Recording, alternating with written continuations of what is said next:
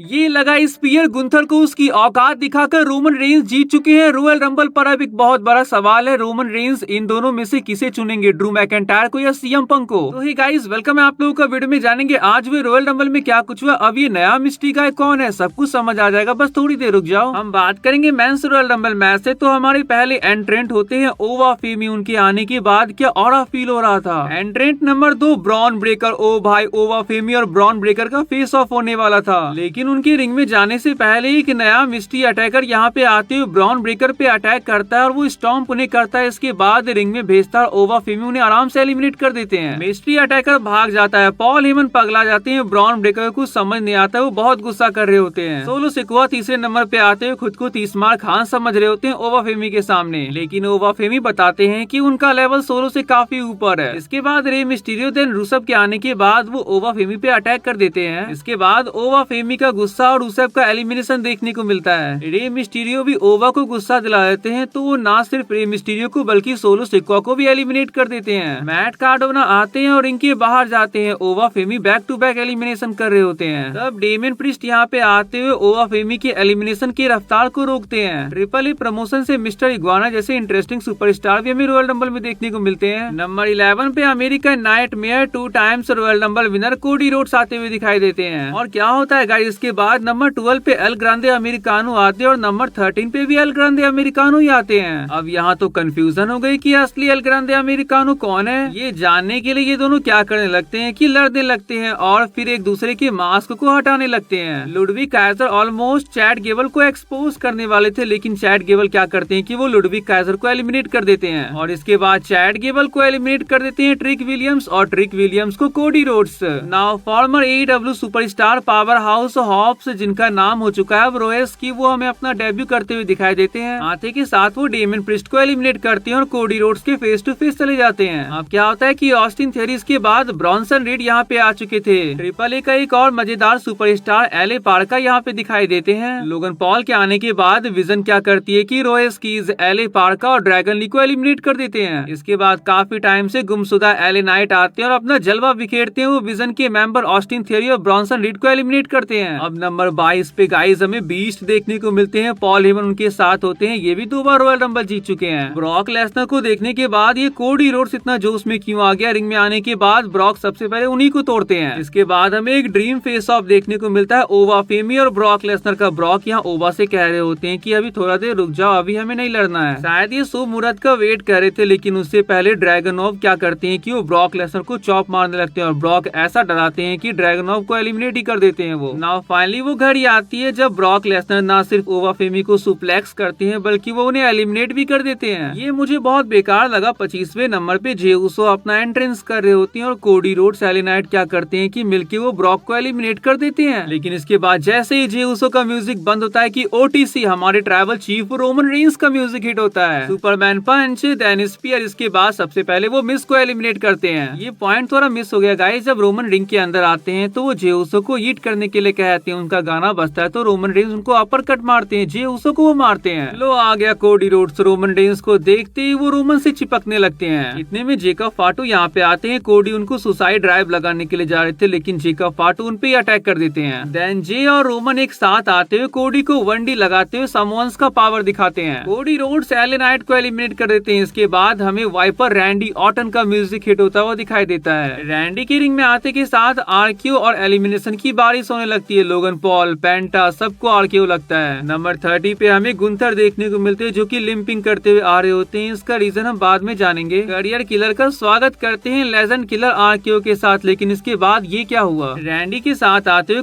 कोडी कटर लगाने के लिए जाते हैं गुंथर को, लेकिन गुंथर हट जाते हैं और ये कोडी कटर रैंडी ऑटन को लग जाता है। जेकब फाटू का सुपर किक लगता है और कोडी रोड्स रोप पे जाके लटक जाते हैं। वो एलिमिनेट नहीं हुए थे, रिंग में एंटर करने वाले होते हैं कि ड्रू मैकिंटायर उनको क्लेमोर मार देते हैं। क्या आदमी है यार ये ड्रू मैकिंटायर। कोडी से चैंपियनशिप ले ली, इसके बाद भी कोडी रोड्स का पीछा नहीं छोड़ रहे हैं। जेकब फाटू मैकिंटायर को घूरने लगते हैं तो रोमन रेंस पीछे से आते हुए ना सिर्फ जेकब फाटू बल्कि जे उसो को भी एलिमिनेट कर देते हैं। इससे पहले जे भी यही करने के लिए गए थे, लेकिन उनसे नहीं हो पाया, लेकिन रोमन ने उनको एलिमिनेट कर दिया। अब सिर्फ 4 सुपरस्टार बच गए थे, Logan Paul, Roman Reigns, Randy Orton और गुंथर। रोमन रेंस और लोगन पॉल लड़ते हुए क्या होता है कि रोमन रेंस लोगन पॉल को एलिमिनेट कर देते हैं। रैंडी ऑटन रोमन रेंस को आरक्यू लगा देते हैं। गुंथर क्या करते हैं कि रैंडी डंडी और उनको फटाफट एलिमिनेट कर देते हैं। वो गुंथर अपने स्लीपर होल्ड में रोमन रेंस को सुलाना चाहते थे, पर रोमन रेंस उनको स्पीयर मारते हैं और रिंग से बाहर निकाल देते हैं। और इसी के साथ ओटीसी रोमन रेंस इस साल के रॉयल रंबल के विनर बन जाते हैं। तो इसी के साथ रोमन रेंस अब रेसलमेनिया 42 को मेन इवेंट करने वाले, लेकिन उससे पहले उनको चुनना होगा कि वो किसे फेस करेंगे रेसलमेनिया में, ड्रू मैकिंटायर को या फिर सीएम पंक को। रॉयल रंबल के बाद ड्रू मैकिंटायर ये खुल्लम खुल्ला कहते हैं कि रोमन रेंस से उनकी दुश्मनी रह चुकी है और गहरी दुश्मनी रह चुकी है, तो रोमन चाहे तो उन्हें पिक कर सकते हैं। मैं चाहता हूँ कि रोमन रेंस मुझे पिक करे ताकि रोमन रेंस के पिछवाड़े को तोड़ने का मौका मुझे मिले, लेकिन भाई पहले अपना पिछवाड़ा तो संभाल ले जेकब फाटू और कोडी रोड से, क्योंकि वो तुझे नहीं छोड़ने वाले हैं। और यही रीजन होगा गाइस कि रोमन रेंस ड्रू मैकिंटायर के पीछे ना जाकर सीएम पंक के पीछे जाएंगे वर्ल्ड हेवीवेट चैंपियनशिप के लिए। आज रोमन रेंस के लिए बहुत बड़ा दिन था। 11 साल पहले 2015 में जब रोमन पहली बार रॉयल रंबल जीते, फैंस ने उन्हें कितना ज्यादा बू किया था। फैंस के हेट ने रोमन रेंस को तोड़ दिया था रंबल जीतने के बाद भी, लेकिन आज रोमन रेंस हमें काफी खुश देखे रॉयल रंबल जीतने के बाद। अब हम गुंथर वर्सेस एजे स्टाइल्स के मैच के बारे में बात करेंगे। अगर आज एजे स्टाइल्स हार जाते तो उन्हें रिटायर होना पड़ता। गुंथर यही सोच के आए थे कि आज उनको किसी भी कीमत पे एजे स्टाइल्स को रिटायर करना है, चाहे इसके लिए उनको कुछ भी करना पड़े। वो एजे स्टाइल्स का खून निकाल देते हैं, हर वो कोशिश करते हैं जिससे एजे स्टाइल्स हार जाए। चीटिंग करते हो एजे स्टाइल्स को लो